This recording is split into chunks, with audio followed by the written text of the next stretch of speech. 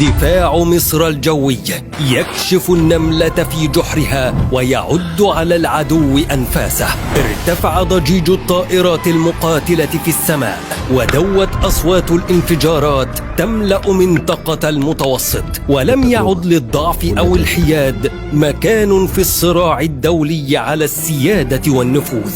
ومن هنا قررت مصر أن تكون رقما أصيلا في المعادلة، فتسلحت وتسلحت ثم تسلحت من الشرق والغرب وبالصناعات الأجنبية والمحلية، حتى صارت سماؤها حصن منيع لا يخترق. فبدفاعها الجوي الخارق لا ذبابة تمر ولا شبح ينجو، حتى أنفاس العدو الذي يتنفسها في صمت تحصيها الرادارات. فما هو سر هذه الدروع التي أذهلت حلف الناتو وأربكت إسرائيل؟ ولماذا ركزت مصر على الدفاع الجوي وبأي شكل من أشكال التسليح؟ سنجيبك عن هذه الأسئلة وأكثر في هذا الفيديو، فتابع للنهاية. أهلا بكم في حلقة جديدة على قناة حقائق عسكرية. في قلب المنطقة الأكثر اضطراباً في العالم، صنعت مصر شبكة دفاع جوي تعد من الأقوى عالمياً، فقد جمعت بين تكنولوجيا روسية وأمريكية وأوروبية وصناعة محلية متميزة، من منظومة S-300 الروسية إلى آمون المصرية، ومن رادارات تكشف الذباب إلى صواريخ تسقط الأشباح. أصبحت سماء مصر حصناً لا يخترق.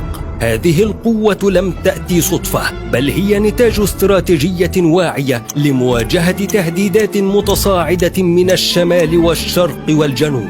مزيج عبقري من التكنولوجيا العالمية والعبقرية المصرية. لم يكتف الجيش المصري بمنظومة واحدة أو مصدر واحد لدفاعاته الجوية، بل جمع بين أقوى تكنولوجيا في العالم في شبكة مترابطة تحير العدو وتغلق عليه كل الثغرات. هذه الشبكة تضم أكثر من 1100 بطارية صواريخ تغطي كل شبر من سماء الجمهورية، من سواحل المتوسط إلى حدود السودان، ومن سيناء إلى الصحراء الغربية. ولنبدأ بجوهرة التاج، منظومة S-300 VM الروسية، والتي تعد واحدة من أقوى أنظمة الدفاع الجوي في العالم. هذه المنظومة قادرة على تتبع 65 هدفاً في وقت واحد، والاشتباك مع 24 هدفاً بدقة عالية، حتى لو كانت طائرات شبحية أو صواريخ باليستية تتحرك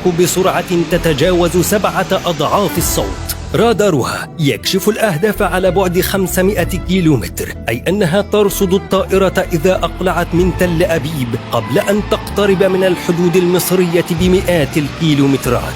وبرغم ذلك لم تتوقف مصر عند روسيا، فمن الولايات المتحدة حصلت على أفنجر وشورات، ومن فرنسا جاءت كورتال المتطورة، بينما أضافت من ألمانيا IRIS-T فائقة الدقة. وفوق كل ما ذكرناه، حصلت مصر على منظومة ناسامز الأمريكية، والتي تعد من أقوى أنظمة الدفاع الجوي متوسط المدى في العالم، بدقة صاروخ AIM-120 وقدرة عالية على صد التهديدات الجوية الحديثة. ومن الصين حصلت مصر على HQ الخارقة، فهي درع جبار تمزج بين التكنولوجيا الروسية والابتكار الصيني لتوفر حماية كثيفة متعددة الطبقات بفاعلية قتالية مبهرة. ولم تكتفي مصر بالاستيراد، بل دخلت سباق التصنيع بمنظومة آمون حارس السماء المصرية، التي تجمع بين المدفعية والصواريخ لحماية الأهداف الحيوية، ومنظومة النيل وسيناء المصممتين لحماية العمق والحدود الشرقية. هذا التنوع ليس عشوائياً، بل تكتيك عبقري، فأي عدو يحاول اختراق منظومة روسية قد يفشل أمام الأمريكية، ومن يتجاوز الأمريكية يسقطه النظام الألماني أو المصري.